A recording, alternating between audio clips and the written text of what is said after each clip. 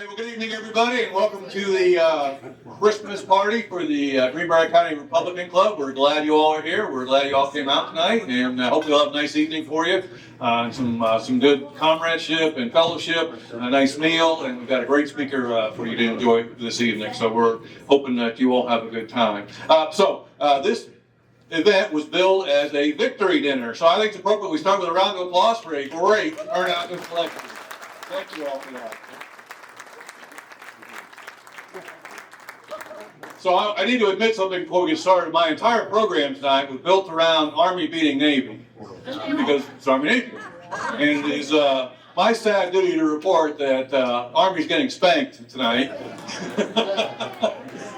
So they will finish 11-2 in quite a change of events. So with that, we'll go ahead and get started with our program. We're going to roll through some openings opportunities and then release everybody for dinner. So our chaplain, Brent Thompson, will lead us in our invocation.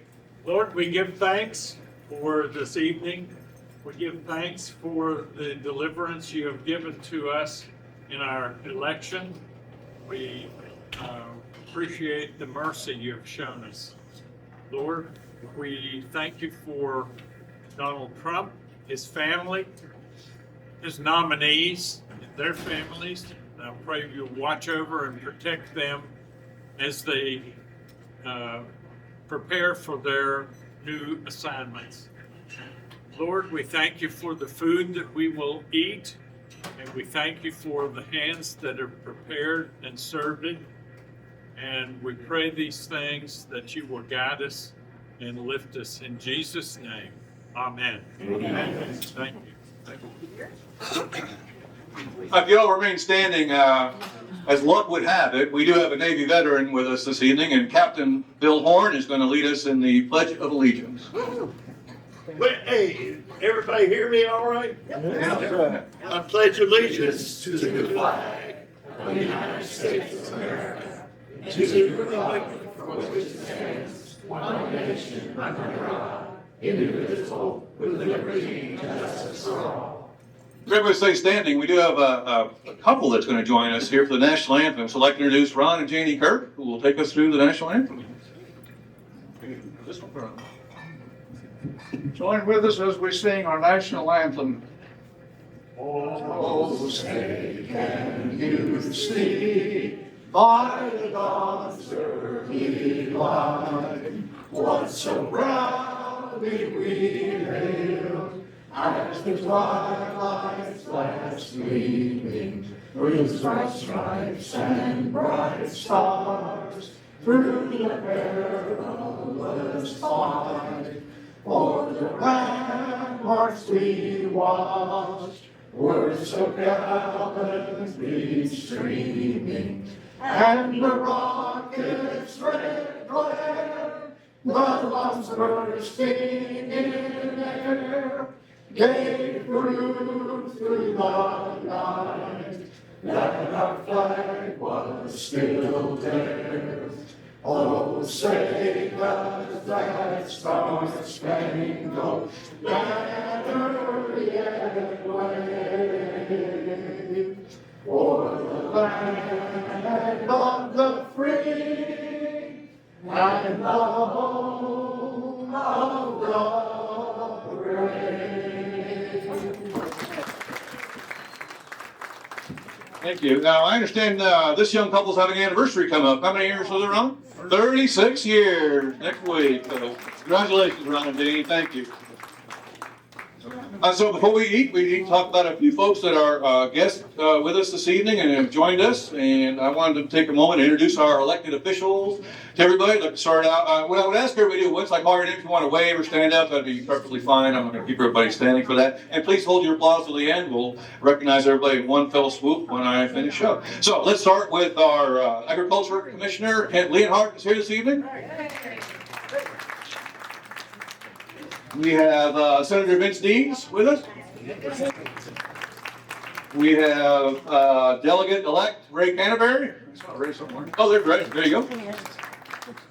Robin Lauderberg, our Greenbrier County Clerk, is here. There she is. There you go. We're also joined by former Delegate Heather Glass-Patelli. as well as former delegate George Boogie Ambler. Here, George. We also, our guest speaker tonight is J.B. McCuskey. I'm going to have a little longer introduction for him in just a few minutes, but he is a guest and an elected official, so welcome, J.B. For the executive committee, we do have Ben Anderson with us. Danny Campbell is right on the same table. Marie Lewis is here. Where's Marie? Oh, there's Marie. Sue McKinney is also with us from the executive committee. Then from the club, I would say we have Allie Beard, our treasurer, is in the corner, taking the money and taking. Our vice president of the East, Doug Beard, is here tonight, as well as our vice president of the Central Division, which is Doug McKinney. Dr. Doug McKinney. Most of you know we did have an election just recently in the club, and so we've got some new officers to introduce to you tonight. It is my pleasure to introduce Mr. Brent Thompson as the new president of the club for the next 2 years.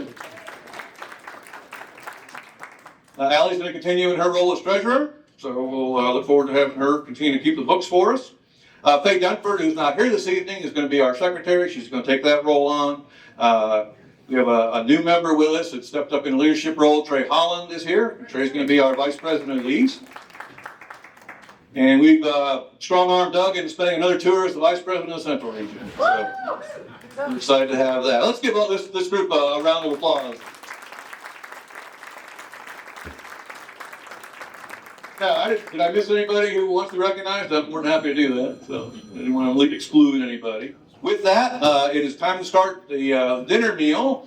I would ask the head table to my right to start us off, and we'll go ahead and up and down the rows and kind of get everybody fed. However, on the way past the line, make sure you stop off at the 50-50 bucket and see Doug Beard, and he will take your money and give you a chance to win 50-50. So with that, Doug, if you want to take your group up, we'll go ahead and get started. Thank y'all. All right, well, good evening, folks, again. I hope everybody enjoyed dinner, got a chance to have some dessert. We're going to move ahead with our program for this evening, so if you are enjoying a meal or having a cup of coffee, please continue to do so, and there is some dessert left, so don't feel like you have to give us our complete attention, but we did want to continue with the program this evening.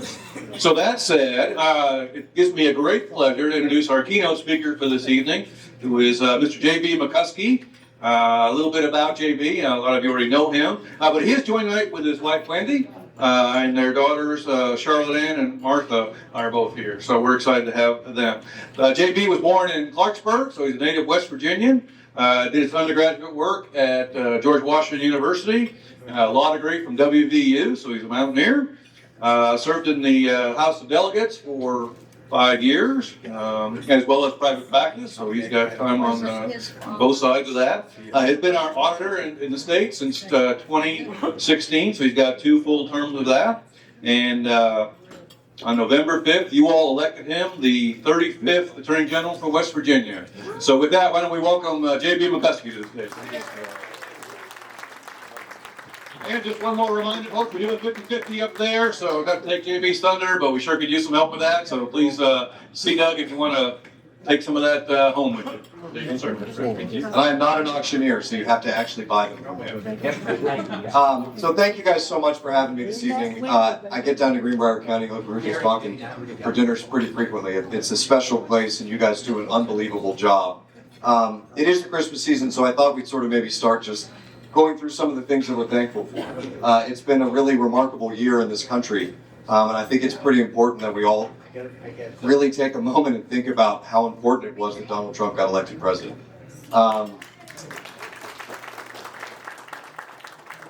We live in a scary world, and my wife and I were talking this just a few days after the election, and there was this overwhelming sense of calm that felt, I feel like in the whole country, I certainly felt it. But I think there was a frenetic and frantic pace of things happening under the Biden administration. These were big things, right? Big international crises, big amounts of inflation, big things were harming American families in a way that they didn't really know was making them so anxious and so nervous. And the election of Trump, I think, has really, in so many ways, just even before he gets into office, made this country calmer and more confident and more steadfast in the resolve of what we have to be doing in this country, which is leading the world in being pro-human. And I use that word intentionally, right? We live in a world where the idea that human beings don't matter is becoming very, very pervasive. It doesn't matter what gender you are. It doesn't matter how old you are. It doesn't matter if we kill you when you're old or kill you before you're born, right? And our country has to reestablish that in this world, morality matters. And morality comes down to the idea that every single human being has worth, every single human being has value, and every single human being is to be defended by the government that they live in. So I feel absolutely blessed and unbelievably thankful that we get to live in a country now with a new set of leaders who are going to, I believe, completely transform what it is that this country is going to do. You know, this is something that we're also thankful for, but didn't happen overnight. You know, we have an entire Republican Board of Public Works. We have a super majorities in both of our legislatures, and we have a steadfastly conservative governor. We have two conservative senators. We have two conservative congresspeople, and throughout our county governments, you are seeing conservative people step up to really take care of these offices. And so West Virginia, I got in the legislature 12 years ago. 12 years ago. And my first 2 years in the legislature, I was in a minority. The last minority in the history of our capital, hopefully. And then I was also in the first majority in the history of our capital. We had never had a Republican speaker in the state capitol building of West Virginia, nor had we had a Republican Senate president. And Kent and I came in at the same time, didn't we, buddy? 2 years after. Oh, so you never got to be in the minority. Minority's kind of fun, I'm not going to lie to you. When you're in the minority, you just walk into the building, pull the pin out of a grenade, throw it in there, and then run away and watch everyone yell at each other. But the point remains the same, is that we are in charge now. We've had 10 years of full Republican control in the state of West Virginia. And the time is now for us to begin to deliver results. The tiger has caught its tail. The dog has caught the car. And I am really, really hopeful, and I'm really confident that the people that you all have elected are going to take that mantle up, and they're going to start delivering real results for the people of West Virginia. And I think one of the things that we need to be the most careful about is growing for the sake of growing. We live in a place here, and we were just talking about this at dinner, is this place is special. There's a reason why Heather chose to be a public servant. There's a reason why Kent decided to be a public servant. There's a reason why I chose to be a public servant, and that is, this place matters. West Virginia has a set of values and a set of people that are uncommon in this world anymore. And what we are offering, you can clap for that, that's a beautiful expression. And West Virginia is the small business of states. I was with a bunch of entrepreneurs yesterday. They had a program where a bunch of small business owners got like a mini MBA from Goldman Sachs. And so the CEO of Goldman Sachs was in town, and they had taught these people over the year, you know, how do you market your business? How do you build a team? How do you, do your accounting? These are entrepreneurs, people who maybe don't understand how to make their product so valuable. And so I got to spend 3-4 hours with these folks from all over the state. People had retail businesses, people had outdoors businesses, people had restaurants, people had dentistry shops, there was actually one lady there who, her and her husband do they dance and play the violin in costume. She was very interesting. But they had a small business, right? And so, and my wife and I have a small business as well, right? We have a retail store in Charleston. And, when she comes home, I get to see, sometimes it's a great day, and she's as happy as a human being can be, and sometimes, and a lot of times, especially over the last 4 years, there's a lot of pain in the eyes of people that have small businesses. Because small businesses get forgotten by the government. The government talks all the time. They love to say, we're going to support small businesses, right? But they never actually do. Everything they do is for Walmart. Well, in this world, California and New York are Walmart. And we are America's small business. And it's an interesting, and I never really thought about this until yesterday, but the government always says, well, we're going to come in and help the people in West Virginia. But they never do, right? But what are small businesses? What is the reason why somebody goes and buys a dress from our store as opposed to from Amazon? Well, it's because they're going to walk in and they're going to meet my wife. And she's going to make sure they look great in the clothes that they have. And she is going to care about the customer and the person. And my neighbors care about me. If she has to work and I'm stuck on the road doing all the crazy crap that I do to make her life miserable, they'll come over and watch the kids, right? That is what the culture that we have in West Virginia. We are the place where we're saying to the rest of the world, hey, West Virginia is the kind of place where you're going to want to raise your kids. But we have to be immensely careful because small businesses sometimes turn into really big businesses, and there's nothing wrong with that.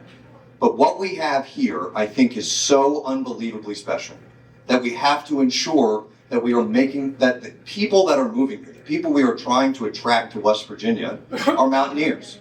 I don't want people from New York to move here and turn West Virginia into New York. I want people to move here because they want to live in a place where God is first, where family is first, where the Second Amendment matters, where pro-life matters, right? This is a place that matters, and most places in this country don't have that anymore. And if you look at the federal government, all of the things that I'm talking about, they see as a negative. They say, oh, nobody ever wants to move to West Virginia because they're too Christian. Nobody will move to West Virginia because they have too many guns. Nobody's going to move to West Virginia because they mine coal. Well, you know what? Donald Trump just got elected with the most amazing coalition of people I've ever seen in my entire life. And there are young families that look just like mine all over this country who are saying, I don't want to live in a gated community in Baltimore. I don't want my kids learning about transsexuality in kindergarten, right? They want to live in a place where their house, their life, their livelihood, and their values matter and are respected. And that's here. That is almost uniquely and only here now. And so while I am super excited when we have things like Nucor come in and we have places like Berkshire Hathaway, these are great. But we have to be very intentional in the coming years when we say, who are we inviting into this small business? Who do we want our customers to be? Because every single thing that I just mentioned are our biggest strengths. People are going to move here because of those things, not in spite of them. And so if we allow ourselves and our morals and our values and who we are as people to be bent in order to grow, then we've lost the only thing that we have that's valuable. When you're trying to sell something in the marketplace, you have to find what it is you are uniquely great at and double down on that. And you got to dump the things you're bad at. And in the coming years, I think what you're going to see is that you're going to have a bureaucracy that does the same thing. Patrick Morrissey is uniquely qualified to go in and look at our bureaucracy and say, we're not getting the job done. Because this is the next great step. For 10 years, our legislature, Senator Deeds and Delegate Tully and Kent and I, we changed the laws. We have incredible tort reform here. We have pro-business laws. We have reform on how you get licensed in so many different ways, right? And then you have a Board of Public Works that's changed the way that all of our offices work. I don't know how many of you guys remember what the Department of Agriculture was like before Kent got there. It wasn't like this. We've never had better farms, we've never produced more food, and we've never been more efficient or more relevant on a national scale. And you can see that in every one of our offices. The next great step is, how are we going to educate our children better than every other state in the country? How are we going to do that using our value set? How are we going to make sure that the 8,000 kids that are in foster care have a place to live, a place to go home to, that are being cared for instead of dropped off in a hotel, right? How are we going to make sure that the things that the government is supposed to be doing, like providing you clean water? How many people in this room have had a boil water advisory this year? Yeah, you guys can all raise your hands. It's 2024, and we're asking people to come from places where none of these problems exist. They're coming from places where they have incredible school systems, incredible infrastructure, and where the government takes care of people that can't take care of themselves. So we fix these problems and we do it the right way. When I started in the auditor's office, we had 224 employees. When I leave, we will have 159. So we have reduced our general revenue appropriation by roughly 30%, and we've reduced our staffing by almost 40%. And we are doing more today faster than we ever did when I started. We made West Virginia the most transparent state in the country. We just finished our 66th felony fraud conviction in just the 7 years since we started our program, right? And I could go on and on. I don't want to. The point is you can do more with less. Kent is doing more with less. I see it every day. He was just complaining to me about how we need to do a little more with a little more, which happens sometimes too.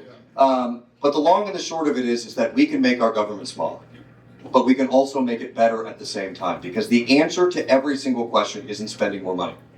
For too long, too many people have said, we're not good at that because we don't spend enough money.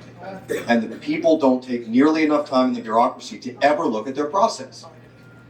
Tell me one single time when somebody has said, I think I can do that better for less in the bureaucracy. Vince, you ever heard a bureaucrat come in and say that in front of you? I've never heard it. But I know that they're wrong because we keep spending. We have less people now than we did before, and we're spending twice as much. And we have the same problems. That means the government is the problem, not the amount of money we're taking away from you. So in the coming years, I think what you're going to see is a really lean, a really efficient, and a really focused government that says, these are the things we have to do, and we're going to do them really well, and we're going to do them in a way that takes less money away from the people of West Virginia. And I think that matters. And that would never have happened had Republicans not taken over 12 years ago, which I'm still super thankful that we did. So in closing, let me just say this. I know it's Christmas time and everyone's got stuff to do. I am personally very thankful for everybody here.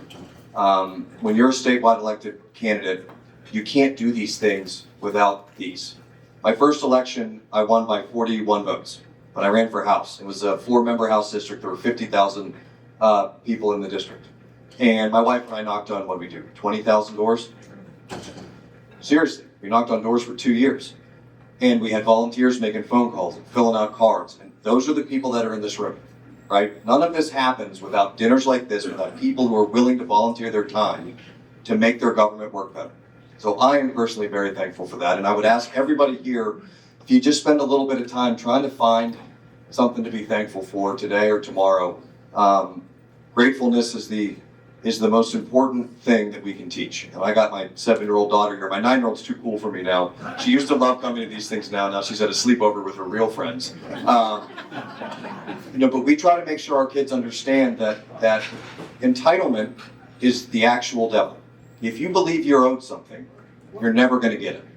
But if you're grateful for what you already have, you can achieve almost anything you want. And I think if everybody sort of lives by that credo, especially our government, the sky is absolutely the limit for West Virginia, and I have never been more confident that next year is going to be better than this year, and the year after that's going to be better than that, and that we have the greatness that we've always known was supposed to be here within our grasp. So thank you guys so much for letting me talk to you, and have a wonderful Merry Christmas, everybody.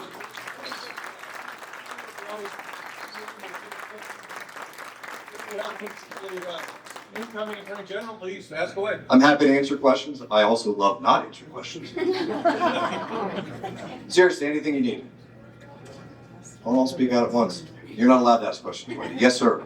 What's our relationship with, is it Black Rock or Blackstone or whatever it is what's our relationship with them? I don't 100% know how much money the state continues to have invested with BlackRock. I know that Patrick has joined with 9 other states in an antitrust suit against BlackRock and a few other of the large fund managers, with the theory being that they colluded to ensure that the coal industry was unable to get the capital they needed to work. Right. And so I am not the Attorney General yet, and Patrick is still running all the way through the tape. And I'm really excited to get in there on the first day and do all the things that I need to do to continue the work that Patrick's doing. And if that's still one of those cases, I'll look very forward to working on it. And if I don't know if you've ever seen this guy on TV, but the lead lawyer in that is the Attorney General from Texas, this guy named Ken Paxton. Oh, yeah. And I would not want to be on the other side of that guy. I'll just leave it at that. Okay. He's a wild man. Yes, ma'am. Yeah, who does the state of West Virginia use for banking? Number 1 question. Sure. Number 2, why can't we have a sovereign West Virginia bank where it wouldn't cost a dime and it would actually generate, money if it operated like a bank? So And it wouldn't be beholden to one of the corporations that owns the big banks, JP Morgan and those federal. So this is how I know that this is either the best idea or the worst one, is that I had it about 10 years ago. So you and I are either both wrong or both right. The answer is it's not impossible. The state could, you can charter a bank in West Virginia. There is only one state that has done it. Utah has the only non-federally backed banks in the entire country. Yes. And in fairness, they don't work very well. Their system is not, if it's something we wanted to do, we shouldn't use them as an example. Okay. Their system is not working very well. But to the answer to which bank we use a whole lot of them. But I think the majority of the banking goes through U.S. banks, is who does most of our credit. And I believe the last time I checked, it's whatever BB&T is called now, does the majority of where our funds are deposited. Okay. And that's a treasurer's office question. Riley or has completely sort of changed the way that we bid out our banking services and has eliminated a myriad of banks that don't do right by the people of West Virginia. Very cool. I wrote him an email ages ago, but I'm not that, I don't know about banking that much. Except You know enough to have a great idea, I think. I think it's a wonderful idea, and it's not, I think West Virginia sovereign would be like a very good marketing tool. And we could, small business loans, it could generate money, we would be in control, and we could have, like, Yeah, yeah. you keep talking, those ideas keep getting better. No, Okay, Flyer. Yes, Ben? Why did you shave the beard? You want to know the answer? I went, I took a shower after I worked out today, and I was going to trim my beard, and I had it on the wrong setting, and my kid was tugging on my pants, and I literally zipped it, and I took all of my beard off on the side, and nothing you can do at that point, man. It's pretty binary. So my wife was very surprised when she got home. I've had a beard for about a year. I was pretty displeased with myself. Yes, sir. When are you going to grow it back? I've already started. Yeah, that was a 2 or 3 day beard. I'm like Grizzly Adams. I'll have a full beard in about 2 days. I would say after Christmas, we should be good to go. Yeah, Doug. Would you mind telling the audience what the auditor really does in West Virginia? Sure. Don't really know what he does. Yeah, we got a new auditor now. So the auditor's office in West Virginia is wild. And I started when I got started, I went to these conferences with all the other auditors and stuff, and I kind of stopped doing it because it really it wasn't that helpful for me because our office is so different. So we have 5 main parts. So the constitutional function of the auditor's office is we're the bookkeeper, which means we're the people that have to show the legislature what every single bureaucracy and legislative office and constitutional office spent their money on. Back in the day, they would have actually been keeping a book. And so that's where we created the checkbook. It was our idea that functionality should be as public facing as it is internal facing. And so in that function, we have created the West Virginia checkbook so that everyone can see those numbers and those transactions the same way that all the bureaucrats can see them. The second thing we are is what's called the chief inspector. So we are in charge of all of the local governments, essentially. I'm not like their boss, but they all have to be audited by us. We do all their trainings, and we help make sure that county commissioners, county clerks, county sheriffs, and mayors have the tools that they need to be successful. And we are the chief inspector, which means that we have to look at all their books at the end of every year with the idea that the legislature also wants to see that. Because they're always trying to borrow money and they need to do things. The legislature is generally the appropriating body. So that we have that authority. We're also essentially the chief information officer. So the auditor's office runs a system called OASIS. So all of the financial accounting software that links all the governments together is under our office as well. I'm also the securities commissioner. So I am in charge of regulating and licensing all of the stockbrokers and anybody who's involved in retirement accounts, etc.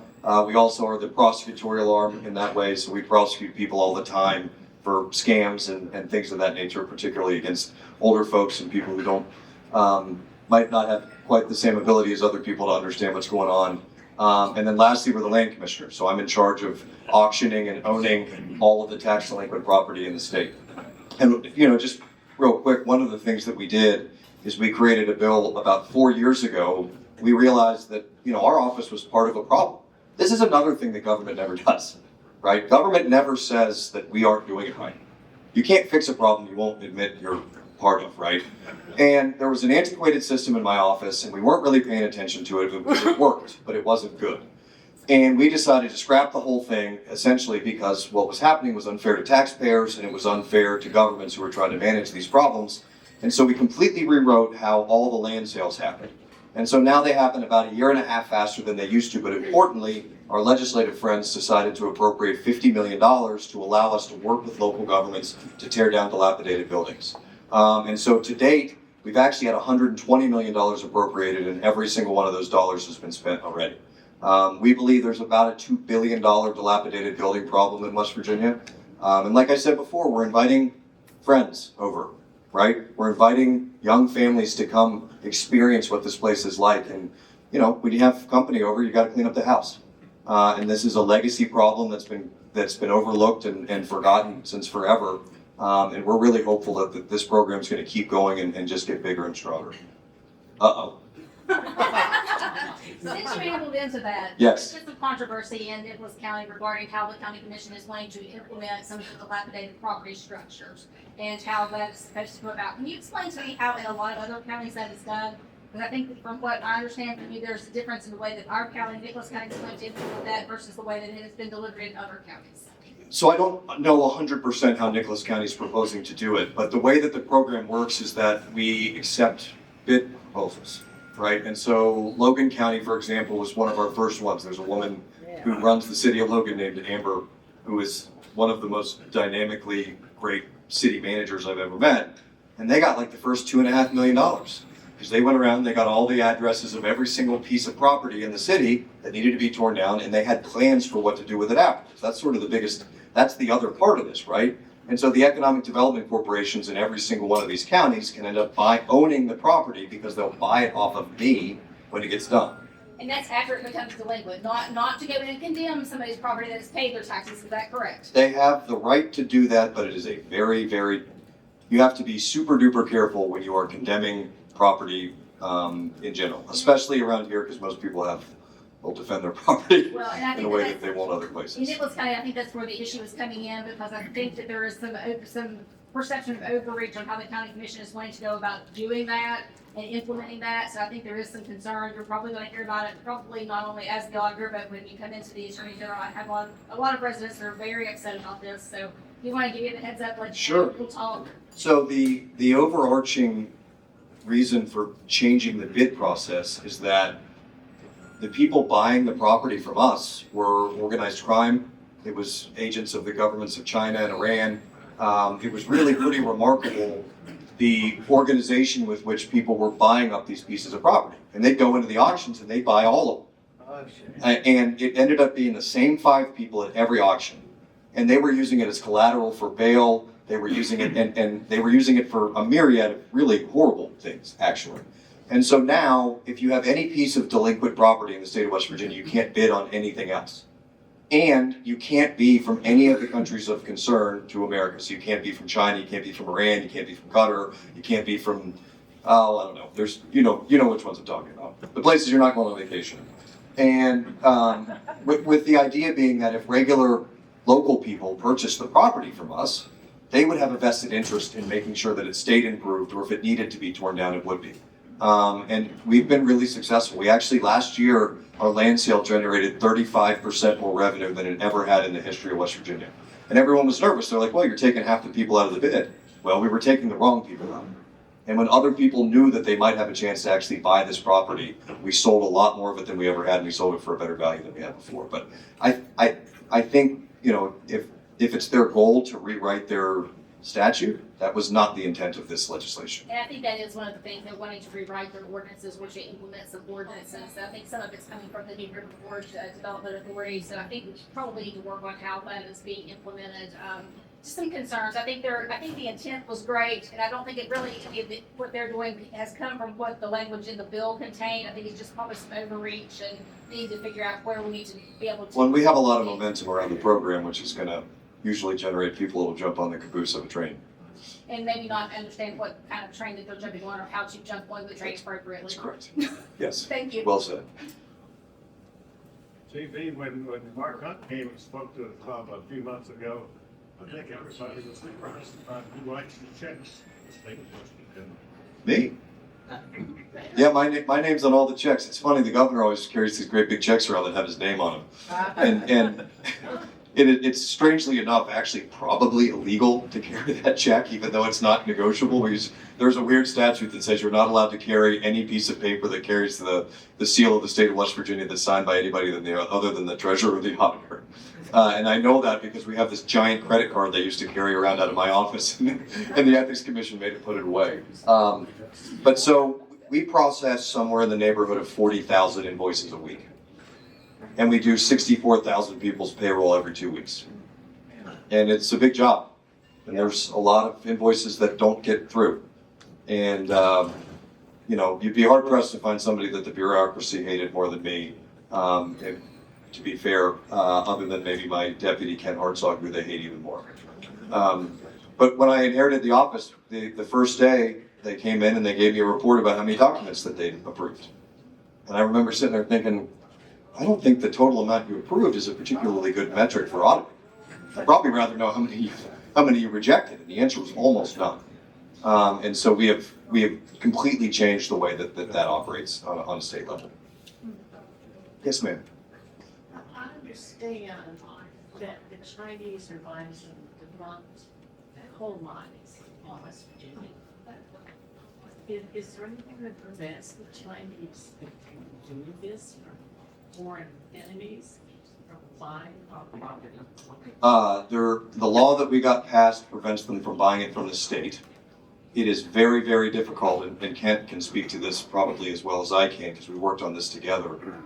The idea that you're going to stop anyone from selling their property to anybody else is a very difficult constitutional problem. The federal government is working right now on a solution to that because they're buying property around our military bases as well, which is really the most terrifying part of all of this, is that the amount of property that the country of China owns that is within a stone's throw of our military installations is pretty unbelievable. And Commissioner Leonhardt is actually one of the experts on that because it's frequently agricultural property. Yes, ma'am. I'd like to sort of segue from that to the oil and gas business. Mm-hmm. And I am in the oil and gas business and from a mineral standpoint. And my cousin and I are selling a rather large amount of mineral rights.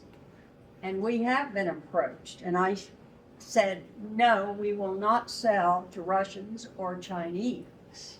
That's just, we'll take the hit, keep it. We have to. But is the state doing anything to encourage domestic purchase of oil and gas or production? I never really thought about it that way. That actually would be a really good solution. Would be some kind of tax incentive to ensure that the mineral interests, if they're sold, stay specifically within residents of West Virginia. Well, or definitely even Americans. in the United States, because Where are your mineral rights, if you don't mind me asking? Work County, right next to I know where it is. Richie, Oh, yeah. so on and so forth. Over 14,000 acres, which is a That's almost all of Worth County. damn near. It's like half of it. But at any rate, I wouldn't do that to Elizabeth and Work County. But I think we need to be encouraging other states or domestic purchase of all mineral rights. I agree with you completely. That's a really good idea. And I don't think Go West Virginia is particularly, I'm a member, but I have not heard them say, that's Gas and Oil West Virginia, we call it Go West Virginia. I don't have the capital behind it to do that for the credit.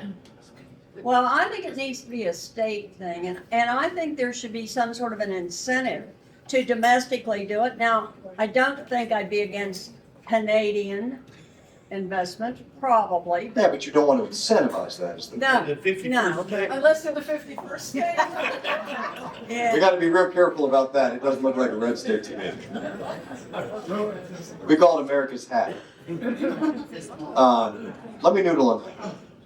I like that idea. That's, It could bring in money. and it's easy to incentivize. It's very, very hard to. It's very hard to keep private people from selling their property to whomever they want. It would And be it's very hard easy not to do to it. incentivize them to sell it to a certain kind of person. Yeah. That's sharp. I like that. Thanks for having me. Yeah. All right. Thank you guys so much. Merry Christmas, everybody. And on behalf of the club, I'd like to thank you for the. Thank you very much. Well, it's Appreciate something you. that Thank you. needs to be. And bring your family. Yes, sir. Great to have us. All right, we're gonna start our closing here. I'm gonna start with a few thank yous. But I thought I would give everybody a moment for the final 50-50 drawing. If anybody has a few extra dollars on electric tickets, let's go ahead and get that done. And Doug is right behind you all. Happy to sell you a ticket. With that, let me do a couple thank yous to everybody. First of all, if you were part of the dinner committee tonight, if you could raise your hand, I would appreciate it. We've had several folks involved in that. All right, so I also want to take a moment and recognize Brenda, our caterer. Brenda did a fantastic job with our meal this evening. So thank you to her. And there you go.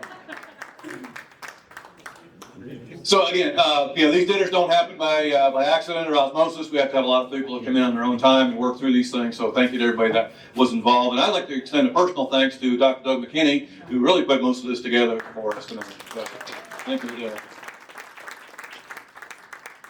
With that, Doug, are you ready for a drawing? Let's do it. All right, let's come up and do that thing. Very good. All right, here we go. The winning ticket is 7623536. 7623536. And Allie, what are we presenting? $159. Thank y'all for contributing to that. With that, we're going to get ready to close the evening up so y'all can get home in a decent hour. I understand there's a storm coming tonight, so we want to make sure everybody gets home safely. But I wanted to take just a couple minutes and talk about the club and my perspective on just a few things before we bring Brent's up. And talk to you a little bit about what's coming forward. What's the club going to do the next couple of years as we move ahead. One of the things that I wanted to take a moment to speak to and make sure you all are aware of is the club voted the other day, or last meeting, I guess it was, to start a scholarship fund. And so we're very excited about what that could be for us. So we think about, the folks in this room and how do we attract young conservatives to our cause, and we thought one of the ways that would be very exciting for that would be to go ahead and create a scholarship award for them. So we're working through all the details of that in the background, but I guarantee you we will be coming to you with an ask to help support our scholarship fund, where we can take a fine individual who's going to school and help them with their coursework. So we think that's a great opportunity that's coming up in the next year. The other thing I would mention to you is mark your calendars. March 15th. We'll be back again with the St. Patrick's Day dinner, and I have it on good authority that our governor, Patrick Morrissey, will be our St. Patrick's Day speaker on that dinner. So please be thinking about that in March, that we can do that. As I take an opportunity to step away from the podium for the last time tonight, I want to just mention that. And I think Jamie did a great job talking about it, and several of the other folks. There's a lot of excitement right now, and a lot of appreciation for what you all have done in this county and in the state and nationally to bring, good conservative leaders to the table. So there's a lot of energy out there, and I would just encourage you to continue to draw on that as we move forward. Because there's going to be new challenges. There's going to be new exciting things. This scholarship thing I'm talking to you all about is something that we haven't done before, so there could be some good questions on that. But look forward to those challenges and look forward to what those opportunities are. And would ask, you all are the core of the committed folks in this county who come out every time we need people to sign wave or show up at a parade or come to a dinner. And so as those challenges come up in the next couple of years, jump on those and take advantage of those. So we're excited for that. The last thing I would leave you with, as I was sitting there putting my notes together, Ben Franklin was asked some time ago during the Constitutional Convention, well, doctor, what have we got? And his answer was, a republic if you can keep it. And so I would challenge you all the next 2 years, we have a great republic opportunity in front of us. And I would challenge you all to stay involved so you can keep it. So with that, I'm going to bring up Brent Thompson, and we're going to lead you all in God Bless America.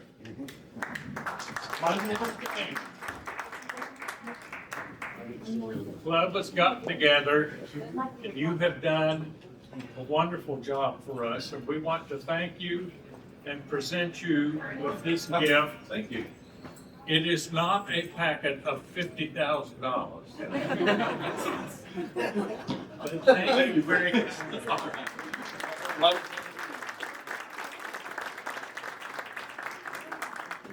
God bless America, land that I love. Stand beside her and guide her through the night with a light from above, from the mountains to the prairies, to the oceans, white with foam. God bless America, my home, sweet home. God bless America, my home, sweet home. Amen. All right, thank you all for coming, and Merry Christmas, everybody. Enjoy the holidays. Good to see you all.